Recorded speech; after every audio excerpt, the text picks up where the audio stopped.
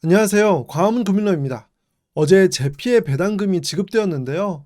그런데 특히 이번에 배당금이 작년 대비해서 큰 폭으로 줄어들었기 때문에 앞으로 계속해서 제피를 모아가는 판단이 맞는 것인지 이거에 대한 투자자들의 고민이 깊어지고 있습니다. 그런데 더 문제는 이 배당금이 왜 줄었는지 그리고 언제까지 줄어들지 이것조차 가늠이 되질 않기 때문에 이런 고민이 더 깊어질 수밖에 없는데요. 그래서 오늘 영상에서는 제피의 배당금이 왜 줄었고 앞으로 어떠한 상황에서 늘어날 가능성이 높은지 함께 알아보겠습니다. 영상 보시기 전에 좋아요와 구독하기 그리고 알림 설정 부탁드립니다. 우선 제피의 최근 배당금 추이를 확인해 볼게요. 지급일을 기준으로 해서 올해 1월부터 6월까지의 배당금을 합산하면 2.6631달러였는데요.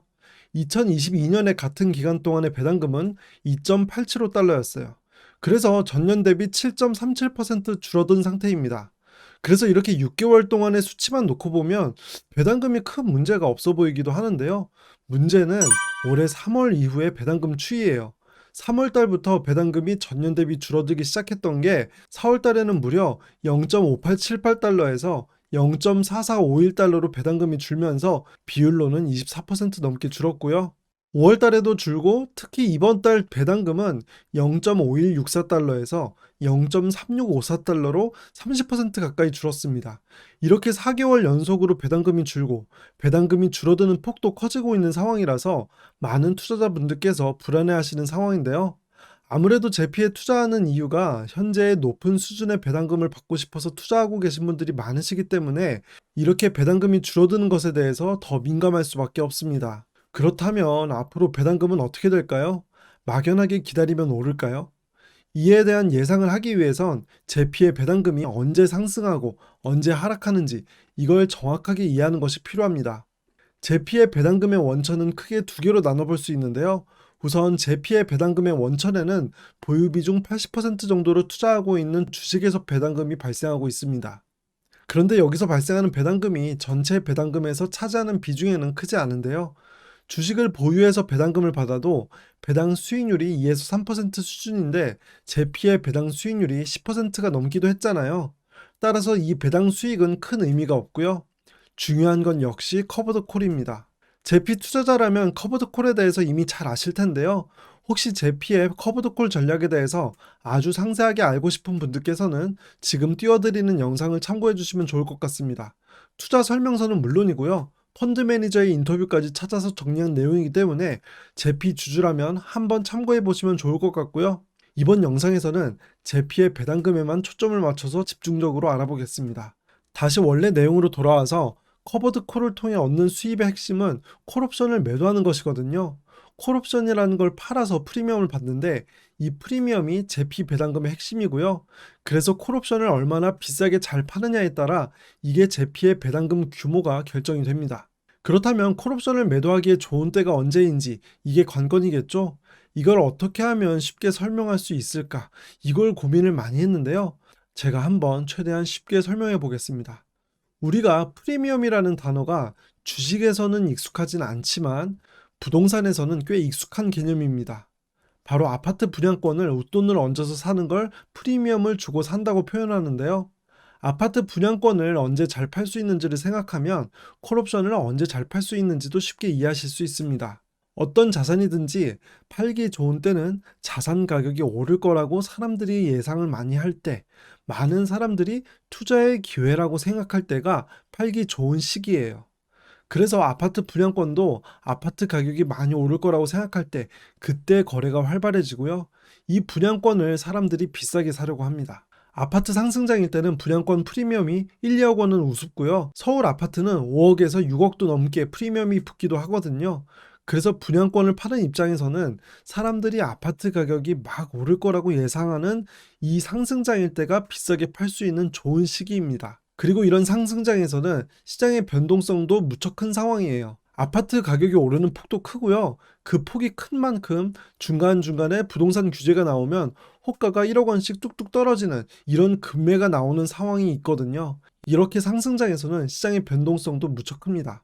그런데 사실 아파트 분양권을 파는 입장에서 좀 더 생각해보면 내가 분양권을 비싸게 파는 것도 중요하지만 내가 분양권을 판 이후에 아파트 가격이 많이 오르면 사실 크게 좋지 않아요. 왜냐면 분양권을 팔지 않고 조금 더 들고 있었다면 수익이 더 컸을 테니까요. 그래서 말씀드린 것들을 요약하면 상승할 것에 대한 기대감이 큰, 변동성이 큰 시장 상황이 좋고요. 동시에 자산의 가격은 크게 오르지 않을 때가 분양권을 파는 입장에서는 가장 좋은 시기입니다. 이걸 똑같이 제피에서 콜옵션을 매도해서 더 많은 프리미엄을 받는 과정에서도 똑같이 적용할 수 있는데요. 시장의 변동성은 크고 동시에 S&P 500은 잘 오르지 않는 이런 상황이 콜옵션을 매도해서 높은 수준의 프리미엄을 받기에 가장 좋습니다. 그렇다면 주식시장의 변동성을 확인하는 방법은 무엇이 있고 최근의 추이는 어떻게 진행이 되었는지 확인해 봐야 하는데요. 주식시장의 변동성을 확인할 수 있는 가장 대표적인 지표에는 빅스 지수가 있습니다. 제피의 펀드 매니저도 직접 인터뷰에서 이 지표를 활용해서 콜옵션을 매도한다고 언급했기 때문에 이 지표가 중요하고요.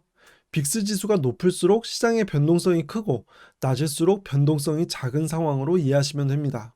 왼쪽에 빨간 화살표로 된 부분이 2022년의 빅스 지수의 추이이고요. 오른쪽 남색으로 표시한 부분이 2023년의 추이인데요. 한눈에 보기에도 빅스 지수가 2023년에 크게 줄어든 것을 확인할 수 있어요. 월말 종가 기준으로 수치로 계산해 보면 2022년 25.9에서 2023년 18.51로 수치가 크게 줄었습니다. 그만큼 시장의 변동성이 많이 줄어든 상황인 거고요. 따라서 제피가 콜옵션을 비싸게 매도하기 좋은 여건은 아니었다는 것을 확인할 수 있습니다. 그 다음 S&P 500 지수의 추이인데요. 마찬가지로 왼쪽은 2022년, 오른쪽은 2023년의 지수 추이를 표시했어요. 2022년에는 S&P 500 지수가 대체적으로 큰 폭으로 하락했고요. 연말에는 조금 상승하다가 횡보장을 이어갔어요. 그러다가 올해에는 AI 관련 기업들의 주가가 많이 오르면서 주식시장이 전반적으로 상승세에 있죠. 그리고 지금 보시는 그래프가 월봉이기 때문에 한 달 동안의 주가 움직임의 폭이 어느 정도 되었는지 확인할 수 있는데요. 2022년에는 변동폭이 크게 움직이면서 하락세가 이어졌고요. 2023년에는 상승세에 있지만 앞에서 빅스 지수로 확인한 것처럼 상대적으로 변동폭이 크지 않은 걸 확인할 수 있어요. 따라서 제가 앞에서 제피가 배당금을 잘 주기 위해서 두 가지가 선행되어야 한다고 했죠. 한 가지는 주식시장의 변동폭이 커야 하고요. 그리고 두 번째는 상승장이 아니어야 한다고 했죠.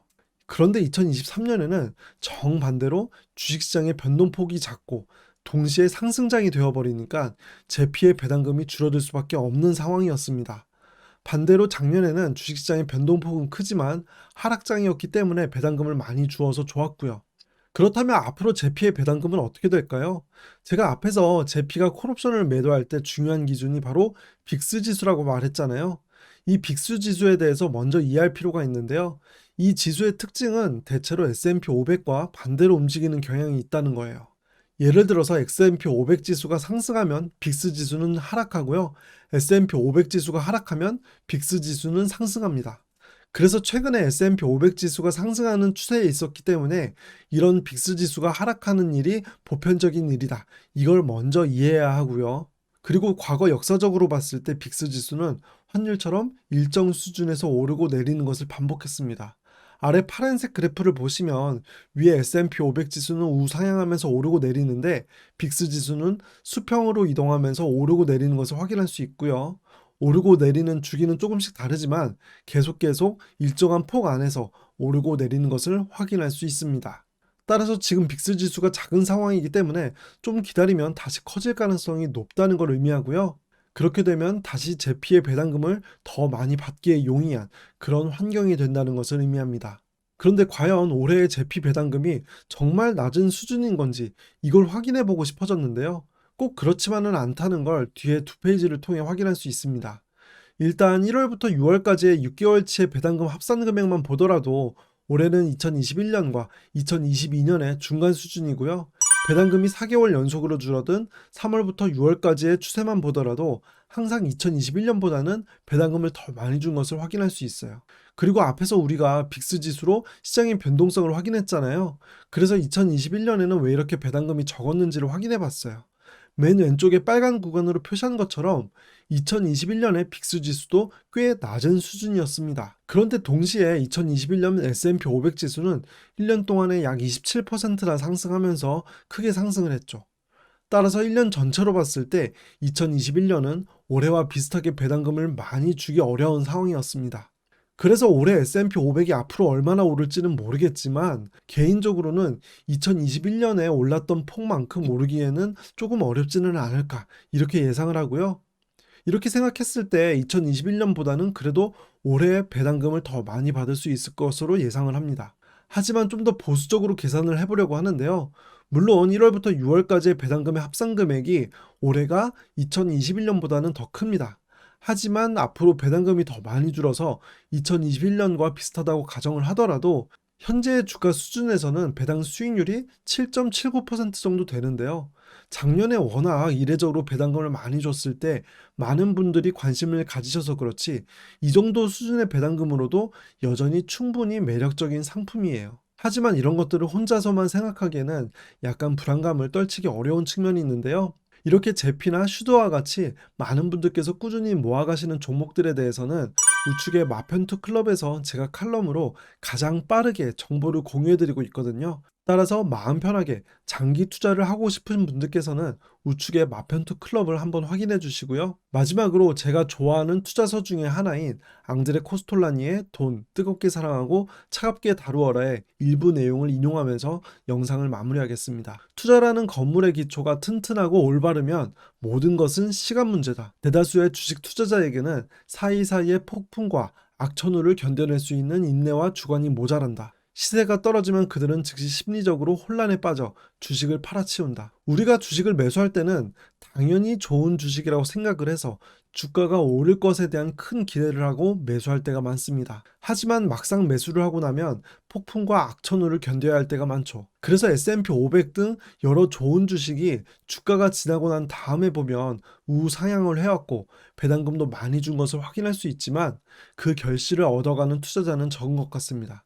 주가가 하락하거나 단기간에 배당금이 하락하면 주식을 쉽게 팔아버리기 때문이죠. 하지만 이런 투자로는 주식시장에서 좋은 결과를 낼 수 없다는 걸 투자의 대가는 말하고 있습니다. 이 점을 오늘 꼭 기억해 주시고요. 오늘 제가 준비한 영상은 여기까지입니다. 저는 제 영상이 여러분들께 행운을 가져다 드릴 수 있길 바라고요. 영상 끝까지 시청해 주셔서 감사합니다.